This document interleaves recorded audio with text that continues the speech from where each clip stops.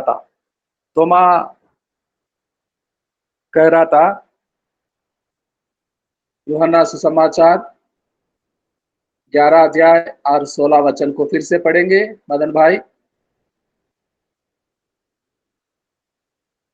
यूहन्ना रचित सुसमाचार 11वां अध्याय और उसका 16वां वचन।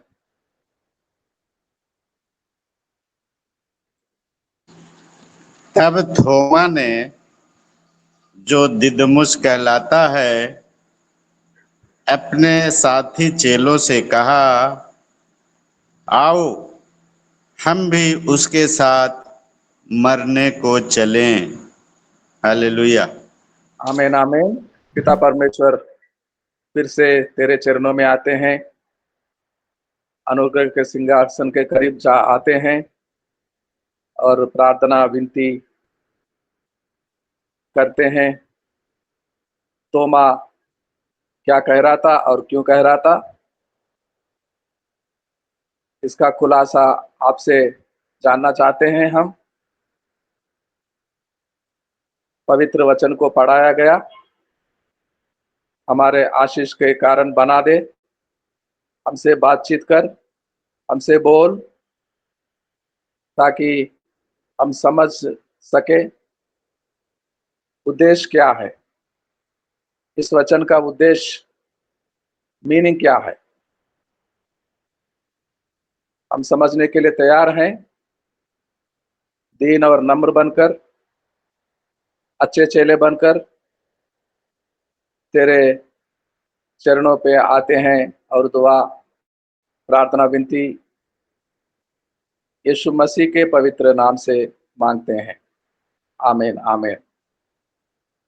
हाँ भाइयों, तोमा कह रहा था साथी चेलों से कि आओ हम भी प्रभु के साथ मरने को चलें, प्रभु के साथ मरने को चलें। उद्देश्य क्या था? थोड़ा थोड़ा कल के दिन हम समझ रहे थे। उद्देश्य साफ है, उद्देश्य साफ है।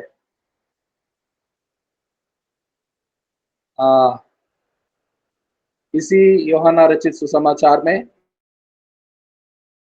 अध्याय 9 का 4 पढ़ेंगे, 4 और 5 पढ़ेंगे।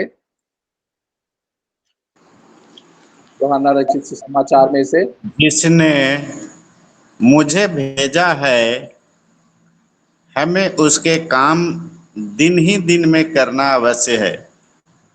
वह रात आने वाली है जिसमें कोई काम नहीं कर सकता। जब तक मैं जगत में हूँ, तब तक जगत की ज्योति हूँ। हालेलुया। आमीन आमीन आमीन। वचन को पढ़े जाने से आशीष मिले मदन कुमार जी को और हमारी मंडली को, सारे ग्रुप वालों को जो सुनते हैं, वचन को पढ़े जाते हैं। यीशु खुलासा देता है, विवरण देता है, जब तक मैं यहाँ धरती पे हूँ, ज्योति के समान हो। जब मैं निकाला जाऊंगा, रात आने वाली है, रात आने वाली है। 12 घंटे की रात नहीं, 24 घंटे की रात नहीं, पूरे 3 दिन का रात आने वाली है। 3 दिन समाधि में सोता रहता है यीशु मसीह। गाड़े जाने के बाद फिर से जी उठने में 3 दिन लगेंगे। 3 दिन रात के समान होता है। और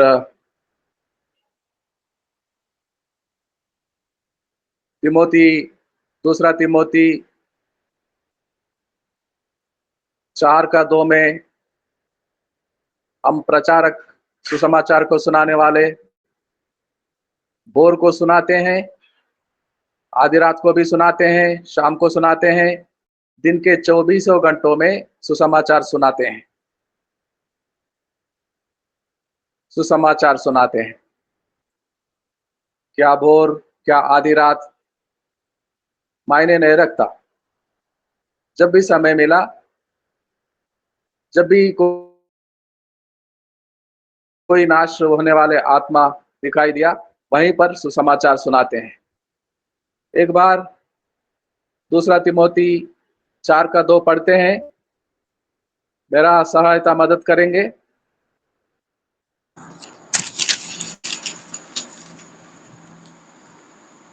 कि तू वचन का प्रचार कर, समय और असमय तैयार रह, सब प्रकार की सहनशीलता और शिक्षा के साथ उलाहना दे और डांट और समझा। आमीन आमीन। सब प्रकार की सहनशीलता बरा रहता है, कूट कूट कर बरा रहता है। और क्या समय, क्या असमय। जब भी मौका मिले तैयार होते हैं, जब भी अवसर मिले तैयार होते हैं, और दिन रात एक करते हैं, क्योंकि परमेश्वर के राज्य को फैलाना है। एक एक करके नाश होने वाला आत्मा को भीतर लाना है, कलीसिया में लाना है, उद्धार के बातों को सुनाना है, सुसमाचार बातों को सुनाना है, क्रूस की कथा सुनाना है। किसी भी हालत में नाश होने वाले हर आत्मा को बचाना है। जब संकट समय आता है, लोग परेशानी में रहते हैं, नादान स्थिति में रहते हैं, ठीक उसी समय पर सुसमाचार सुनाने को मौका अपनाते प्रचारक सुनाता है। विश्वनाथ प्रसाद जी का भाषा में बोले तो संतवानी में बोले तो, आज करे सो कल करे सो आज कर,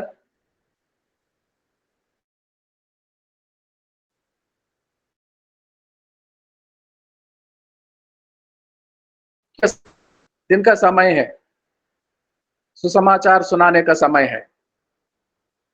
वो रात आ गई, 3 दिन गाड़े गया मसीह, और फिर से सुबह हो गई, और दिन में सुसमाचार सुनाने का काम जारी रखते हैं प्रचारक लोग, सेवकगण। ये नहीं समझते कि समय क्या होता है, असमय क्या होता है, दिन क्या होता है, रात क्या होता है। अब यीशु का मतलब था, जब तक मैं संसार में हूं, ज्योति के समान, और ज्योति में जो चलता है, 11 अध्याय 9 और 10 को पढ़ेंगे। 11वां अध्याय 9 वचन को और 10 वचन को।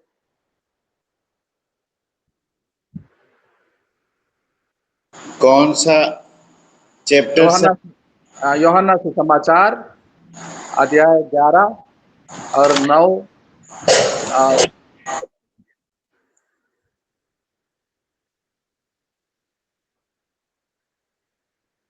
यूहन्ना 11 अध्याय 9 और 10। जी। यीशु ने उत्तर दिया,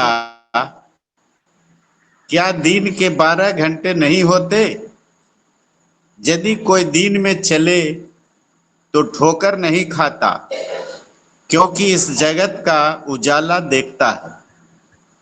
परंतु यदि कोई रात में चले तो ठोकर खाता है, क्योंकि उसमें प्रकाश नहीं। आमीन आमीन। हमारे साथ यीशु का प्रकाश है। यीशु महान आज्ञा सुनाने समय साफ साफ कह दिया था, जगत के अंत तक मैं तुम्हारे साथ हूं। जब यीशु हमारे साथ होता है, उजाला उजाला होता है, रात में भी चमकता उजाला, दिन में भी चमकता उजाला। दमस्कस जाते समय दिन के उजाला में वो प्रकाश को देखा, सौलुस नाम का पौलुस, और आंखों का रोशनी चली गई। इतना प्रकाश, इतना प्रकाश कब चमका? दिन के उजाले में। आंखों का रोशनी क्यों चली गई? देख नहीं सका। यीशु मसीह जब होता है ऐसा होता है। यीशु मसीह जीवन का ज्योति है, चमकने वाला प्रकाश है, उजाला उजाला ब्राइटनेस है। यीशु मसीह जब साथ होते हैं,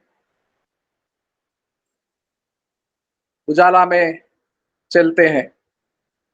सेवा करने वाले प्रचारक, सुसमाचार को सुनाने वाले नहीं घबरा जाते, क्योंकि रात में वो नहीं चलते हैं। रात में चलते हैं तो ठोकर का लगने का संदेह होता है।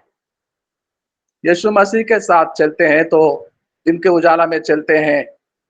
उजाला, जीवन ज्योति साथ साथ चलता है। और यीशु मसीह रोया। लाजर के 4 दिन बाद वहां पहुंचता है बेतनिया गांव में। तब तक 4 दिन बीत चुका होगा। यीशु मसीह 35वां वचन को 11 अध्याय 35, यूहन्ना सुसमाचार 11 अध्याय और 35वां वचन को पढ़ेंगे। यीशु रोया। 35 वचन में यही है लिखा सर, यीशु रोया।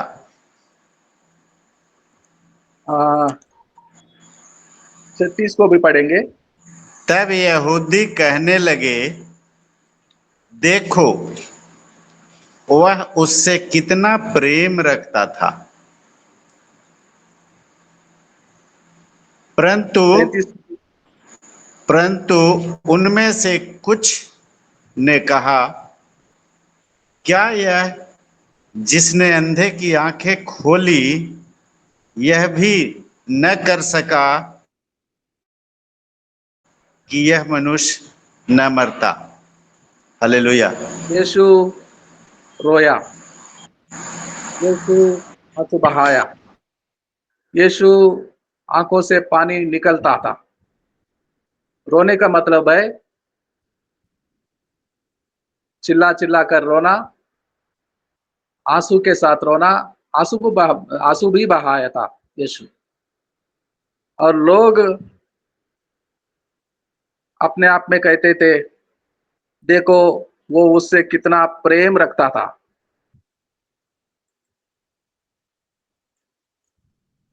यीशु क्यों रोया? यीशु क्यों रोया? पढ़ते हैं 21वां वचन को। मार्ता क्या कह रही थी? 11 का 21, 11 का 21, यूहन्ना 11 का 21। जब मार्था ने यीशु के आने का समाचार सुना तो उससे भेंट करने को गई, परंतु मरियम घर में बैठी रही। मार्था ने यीशु से कहा, हे प्रभु, यदि तू यहाँ होता तो मेरा भाई कदापि न मरता। मेरा भाई, और हाँ ठीक है, धन्यवाद मदन कुमार जी, धन्यवाद। यदि तू यहाँ होता, बेतनिया में मेरे घर में होता, मेरा भाई कदापि नहीं मरता। यीशु को एक ही जगह रखना चाहते थे लोग। यीशु एक ही जगह रखना चाहते थे। यीशु दुनिया भर में सुसमाचार को सुनाने का था, गांव गांव में। उस समय वाहन नहीं थे, पैदल जाना पड़ता था। गांव-गांव में, दूर-दूर के क्षेत्र में सुसमाचार सुनाने को जाता था, हर गांव में, हर एरिया में, क्षेत्र में। यीशु भला एक ही जगह क्यों रुक सकता था? मार्था क्यों क्या बोल रही थी? यीशु, अगर तू यहाँ होता, हे प्रभु, अगर यदि तू यहाँ होता, मेरा भाई नहीं मरता। ठीक उसी प्रकार जैसा बड़ी बहन वैसा छोटी बहन। 32 को पढ़ेंगे, 32 को, यही अध्याय में से 32 वचन को पढ़ेंगे, 11 का 32। जब मरियम वहां पहुंची जहां यीशु था, तो उसे देखते ही उसके पांवों पर गिर पड़ी और कहा, हे प्रभु, यदि तू यहाँ होता तो मेरा भाई न मरता। यदि तू यहाँ होता, जैसी दीदी कह रही थी, वैसी छोटी बहन कह रही थी। दोनों बहनों एक समान कह रहे थे। जब ऐसा नहीं हुआ था, यीशु आने का समाचार मिलता है, तो बड़ी बहन दौड़ी चली जाती है और जाने से पहले ठीक उसी तरह बोलना, मेरी बहन, जैसे मैं बोलता था, मैं बोलता हूँ, मैं बोलती हूँ, ठीक वैसा ही बोलना। ये नहीं हुआ था, ऐसा नहीं कही थी। मार्ता जो बोलती है, मरियम भी वैसा ही बोलता है, ठीक उसी तरह। मरियम भी वैसा ही कहती है, हे प्रभु, यदि तू यहाँ होता, हे प्रभु, यदि तू यहाँ होता, मेरा भाई कदापि नहीं मरता। दोनों बहनें एक ही समान।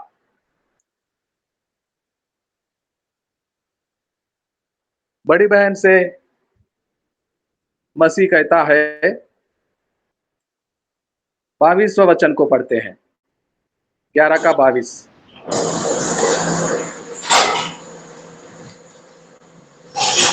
और अब भी मैं जानती हूं कि जो कुछ तू परमेश्वर से मांगेगा, परमेश्वर तुझे देगा। हालेलुया। आमीन, आमीन। और मरियम, मार्ता जानती थी, अब भी जो कुछ परमेश्वर से मांगेगा, परमेश्वर वैसा करेगा।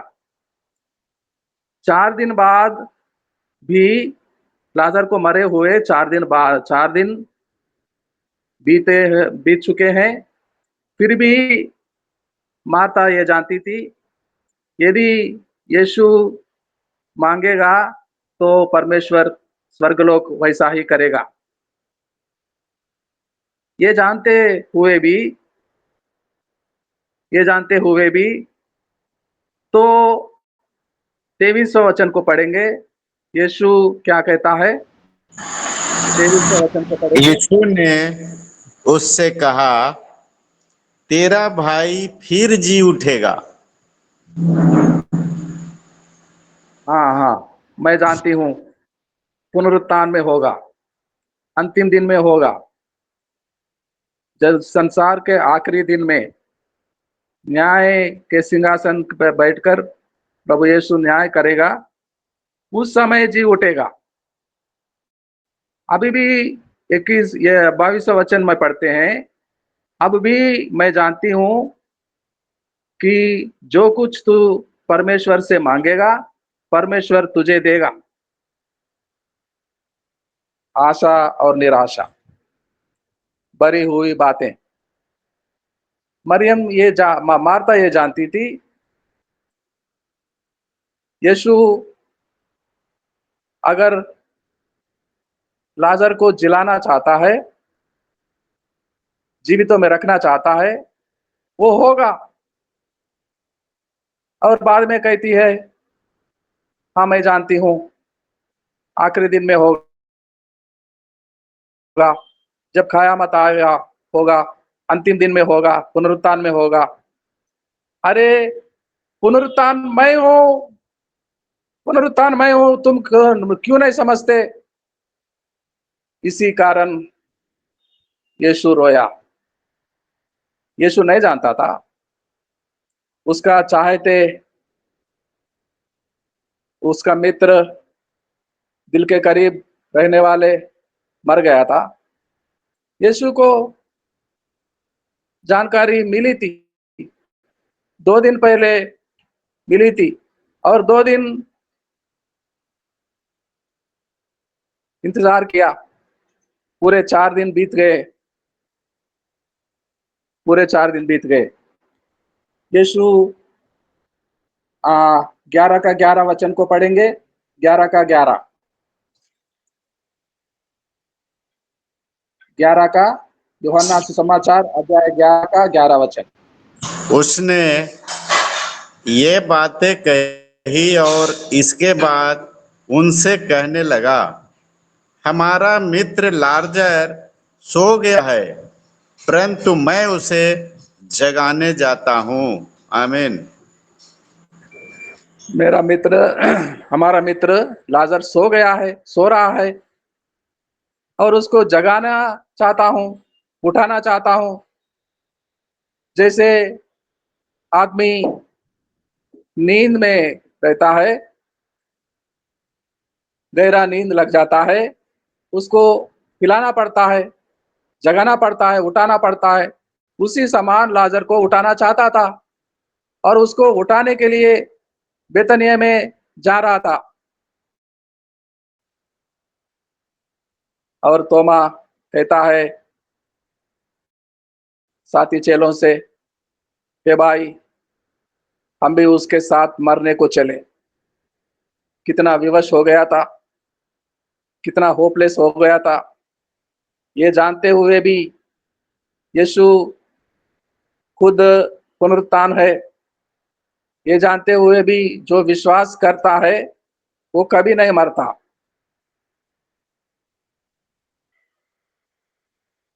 कहता है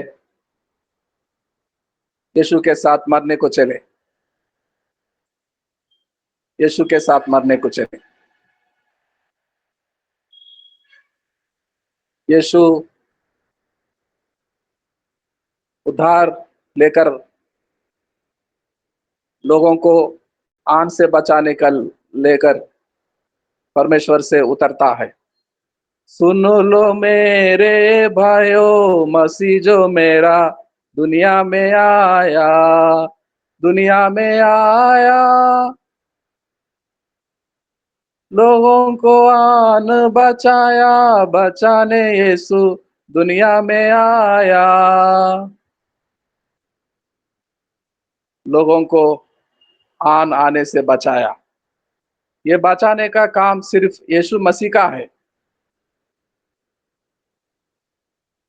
ये बचाने का काम सिर्फ यीशु मसीह का है, और किसी का नहीं, किसी का हक में नहीं। कोई मनुष्य, तोमा, पतरस, यूहन्ना, जिन्हें बहुत चाहते थे प्रिय शिष्यों, एक को भी अपना जान कुर्बान करने नहीं दिया था। यीशु सिर्फ बचाना का काम यीशु के हक में था। यीशु ही उद्धार है, यीशु ही रक्षा करने वाली है, वाला है। यीशु बचाने संसार में आया है। यीशु ही बचा कर रखेगा। यीशु पुनरुत्थान है, जीवन का ज्योति है। जब कोई यीशु के पास आता है, विश्वास करता है, कभी मरता नहीं, कभी मरता नहीं। लोग क्यों मरते हैं?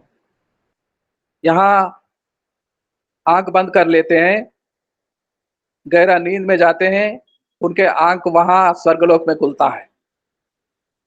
यहाँ सो जाता है कोई मनुष्य, वहां स्वर्गलोक में आंखें खोलता है। तबादला हो जाता है, ट्रांसफिगरेशन होता है, जगह चेंज करते हैं, इस संसार में उस लोक में।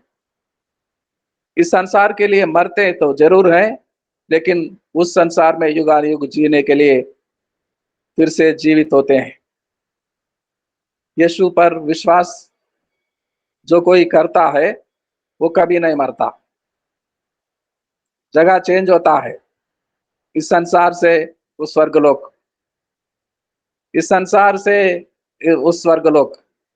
स्वर्गलोक ऐसा जगह है, एक आखिरी बात बताना चाहता हूं मेरे मित्रों। स्वर्गलोक ऐसा जगह है, स्वर्गलोक में आंख को खोलने के बाद समय समय नहीं गुजरता। जैसा आंख को खोलता है वो व्यक्ति कभी मरता नहीं, नाश नहीं होता, समय गुजरता नहीं, समय गुजरता नहीं, समय बीत जाता नहीं। जैसे कि रेफ्रिजरेटर एप्पल रखता है, सेब को रखता है, 4 दिन बाद उसका स्वरूप कभी नहीं बदलता। कोई फल को रखता है रेफ्रिजरेटर में, 4 दिन बाद निकाल के देखते हैं तो उसी समान रहता है फल।